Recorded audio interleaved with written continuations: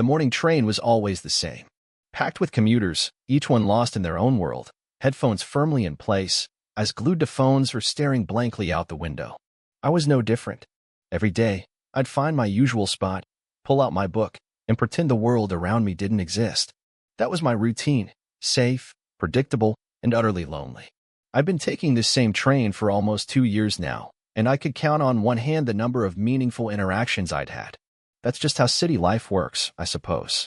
We're all together, yet completely alone.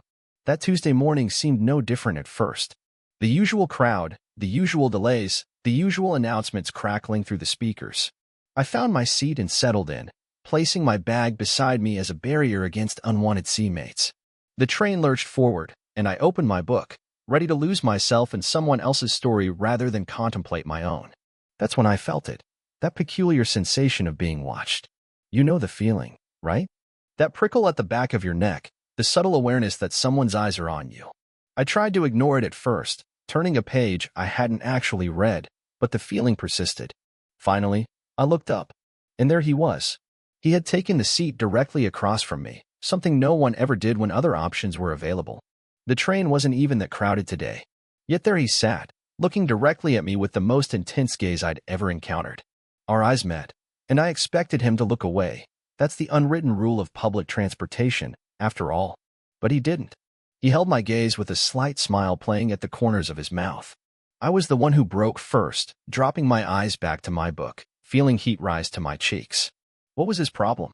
Who just stares at strangers on the train? I tried to focus on the words on the page, but they blurred together meaninglessly. After a moment, I risked another glance. Still looking. Still smiling. He was handsome, I had to admit. Dark hair styled in that perfectly imperfect way that probably took more effort than he'd ever acknowledge. Sharp jawline, the shadow of stubble. A navy blue suit that fit him well, not off the rack, but not ostentatiously expensive either. Professional, put together. And those eyes, deep brown with flecks of gold catching the morning light streaming through the windows. I shifted uncomfortably in my seat. This wasn't normal commuter behavior. Should I move? Say something? I did neither, instead pretending to read while hyper-aware of his presence across from me. The train rocked gently as it moved along the tracks, and I could feel my heart beating faster than usual. This was ridiculous. I was a grown adult getting flustered over eye contact. 20 minutes into the journey, and he hadn't looked away once. Not to check his phone, not to look out the window, not even to blink, it seemed. Just steady, unwavering attention focused entirely on me. The strange thing was, it didn't feel threatening. Unusual, yes. Intense, definitely. But there was something almost playful about it, like he was issuing a challenge. Fine. Two could play at this game. I closed my book, set it on my lap, and looked directly back at him. No smile, just neutral eye contact. Let's see how he likes it. He didn't just like it, he seemed delighted. His smile widened, revealing perfect teeth. Of course they were perfect. I maintained my poker face, though I felt a smile threatening to break through. This was, without a doubt, the strangest interaction I'd had on public transportation. The train announcer called my stop, breaking the spell. I gathered my things, stood up, and headed for the door without looking back. As I stepped onto the platform, I exhaled deeply, not realizing I'd been holding my breath. What a weird encounter. Interesting, but weird. The next morning, I boarded the train with a strange mixture of anticipation and nervousness. Would he be there again? Was this a one-time thing? Why did I even care? I found my usual spot and tried to act normal, opening my book but not really seeing the words. And then, like déjà vu, he appeared. Same suit, different tie. Same direct approach, sitting right across from me when there were plenty of other seats available. Same unwavering eye contact. "Good morning," he said, his voice deep and warm. I hadn't expected him to speak. For some reason, I'd imagined our strange staring contest would continue in silence. "Morning," I replied, trying to sound casual. "I'm Alex," he offered, not extending his hand. That would be too formal for a train encounter, but nodding slightly. "Jamie," I responded, immediately wondering why I'd given my real name to a stranger who stared at people on trains. "Nice to officially meet you, Jamie," he said, and then, to my surprise, he pulled out a book of his own and began to read. Just like that, the intense eye contact was broken. Now I was the one staring, confused by the sudden shift. He glanced up, caught me looking, and winked before returning to his book. The audacity. The charm. The absolute confidence. Who was this person? For the rest of the ride, we both read our books, though I couldn't focus on mine at all. I kept stealing glances at him, studying his profile, the way his brow furrowed slightly in concentration, the way he absently ran his thumb along the edge of the page before turning it. When my stop came, I stood up, hesitated, then said, "See you tomorrow?" It came out as a question, though I hadn't meant it to. He looked up, that same smile playing on his lips. "Count on it." And so began our strange commuter relationship. Each morning, he would take the seat across from me. Sometimes we'd talk, brief exchanges about books, weather, the absurdities of train travel. Other days, we'd simply share the space in comfortable silence, occasionally catching each other's eyes and smiling. I learned he worked at an architectural firm downtown. He learned I was a graphic designer. Small details traded like precious coins. His coffee order, black, no sugar, my preference for tea. His distaste for morning radio shows, my collection of vintage vinyl records. One particularly crowded morning, the train lurched unexpectedly, sending a standing passenger stumbling into my shoulder. Alex's hand shot out, steadying both me and the apologetic stranger. His fingers brushed against mine in the process, and I felt an electric current run through me at the contact.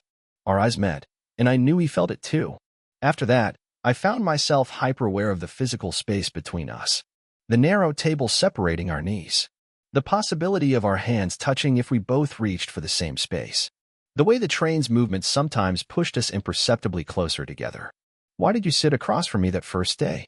I finally asked him after nearly 2 weeks of our morning ritual. He considered the question, head tilted slightly. "Honestly, I'd seen you before. Many times, actually. Always in your own world, always alone.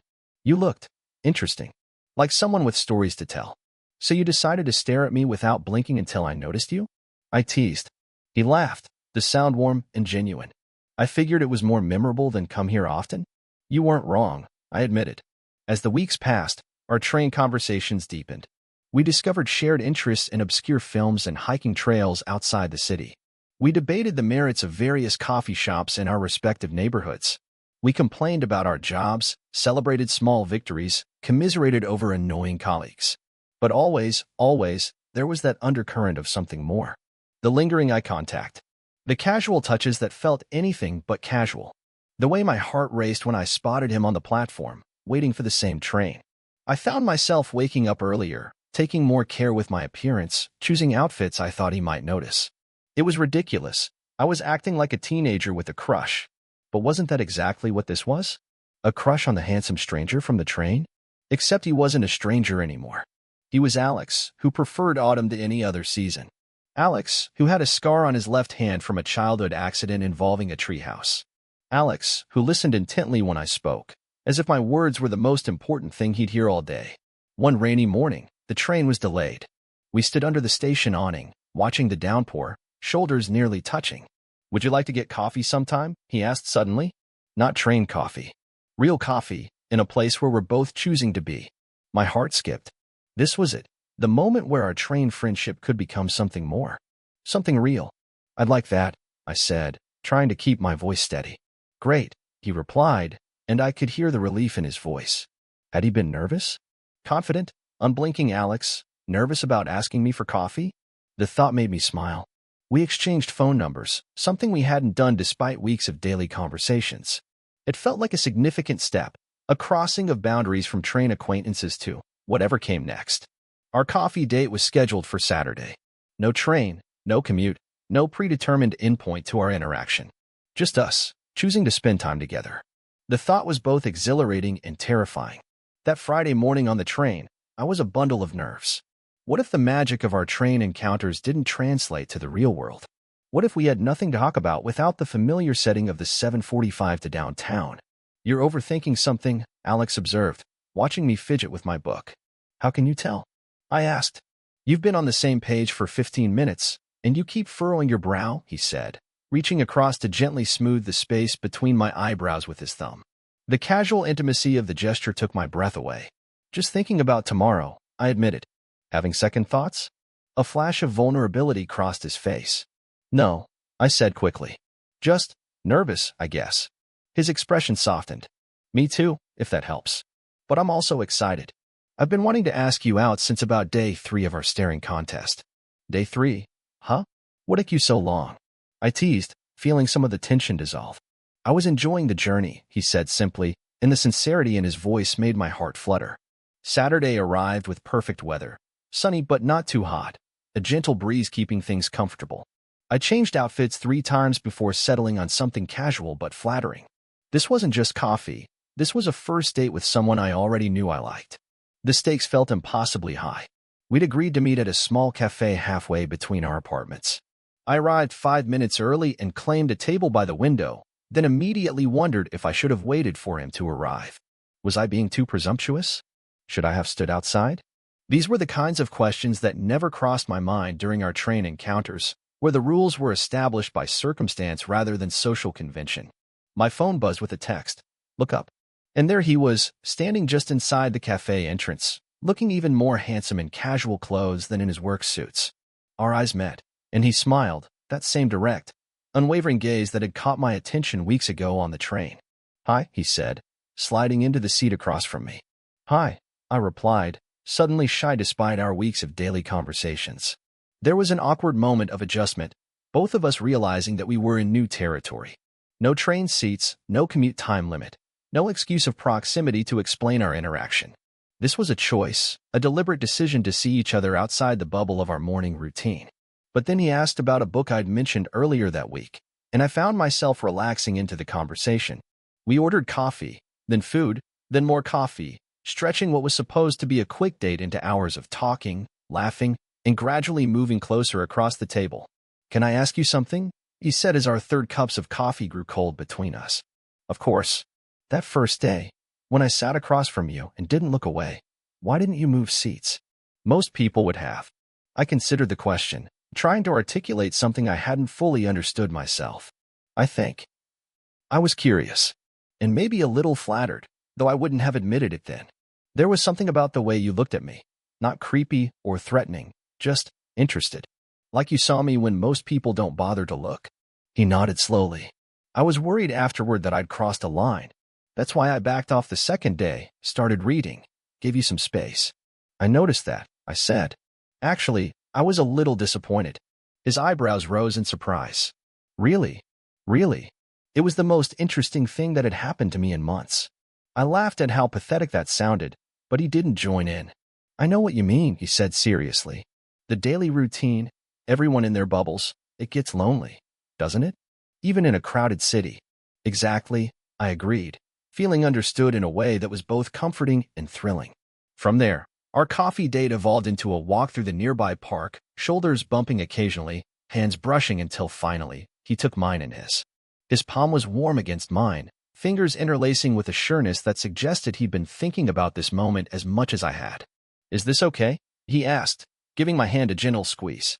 More than okay, I assured him, squeezing back. We walked and talked until the afternoon sun began to dip lower in the sky. Neither of us seemed eager to end the day, finding new topics of conversation just as the previous one threatened to conclude. It was as if we were making up for all the things we couldn't say during our brief train encounters, filling in the gaps of our knowledge about each other. When we finally stopped outside the cafe where we'd started, the inevitable moment of what now hanging between us, Alex turned to face me fully. I'd really like to see you again, he said, his voice lower than usual. Not just on the train. I'd like that too, I replied, heart racing as he stepped closer. Can I kiss you? He asked, and the directness that had first caught my attention on the train was there again, making my breath catch. I nodded, not trusting my voice, and he leaned in, one hand coming up to gently cup my cheek. The kiss was soft, questioning at first, then more certain as I responded. When we pulled apart, I couldn't help but smile. I've been wanting to do that since I first saw you, he admitted, his thumb tracing a path along my jawline. Even before I noticed you existed? I teased. Especially then, he laughed. You were so absorbed in your book, completely unaware of everyone around you. I found it captivating. The following Monday, I boarded the train with a mix of excitement and uncertainty. Would our dynamic change now? Would it be awkward to return to our commuter roles after spending the weekend texting and talking on the phone? I needn't have worried. Alex was waiting at my usual spot, and when our eyes met, his smile was warm and familiar. He patted the seat beside him, not across, but next to him, and I felt a flutter of happiness as I sat down. Good morning, he said, leaning in to press a quick kiss to my cheek, Public enough to be appropriate, but intimate enough to make my skin tingle. "Morning," I replied, unable to keep the smile from my face. And just like that, our train routine evolved into something new. We still read sometimes, still had quiet mornings when one or both of us was tired, still observed the peculiarities of our fellow commuters. But now there was the comfort of his arm against mine, the casual way he'd take my hand when the train was crowded, the shared secret of knowing we'd see each other later, away from the constraints of the morning rush. Weeks turned into months, and our relationship deepened beyond those initial moments of intrigue. We discovered each other's flaws and quirks, had our first arguments and reconciliations, met each other's friends and families. But through it all, we maintained our train ritual, that daily space of connection that had brought us together in the first place. Sometimes, when the train is particularly crowded and we're pressed together by necessity rather than choice, Alex will catch my eye and hold it, just like he did that first morning. A reminder of how this all began. And I'll hold his gaze right back, no longer uncomfortable or confused by the attention, but grateful for it. Grateful that of all the seats on all the trains in the city, he chose the one facing me. Looking back now, it seems both random and inevitable, that moment when a stranger decided to break the unwritten rules of commuter etiquette and really see another person. When he took the train seat facing me and never broke eye contact. How different my life would be if he'd chosen another seat, another day, another train entirely. I often wonder what made him choose that particular morning to make his move. Was it spontaneous or carefully planned? Had he been watching me for days or weeks before finding the courage to sit across from me? I've asked him these questions, and he always gives slightly different answers, as if he himself isn't entirely sure what cosmic alignment brought us together. Perhaps it doesn't matter. What matters is that in a city of strangers, in the most unlikely of places, two people found a connection. What matters is that sometimes, breaking the rules of polite society, like staring at strangers on public transportation, can lead to the most unexpected happiness. So the next time you're on a crowded train or bus, look up from your phone. Make eye contact. Smile at a stranger. You never know, they might just become the most important person in your life. Or at the very least, they'll have an interesting story to tell about that weird person who wouldn't stop staring at them on their morning commute. Total_char_count, 18,891.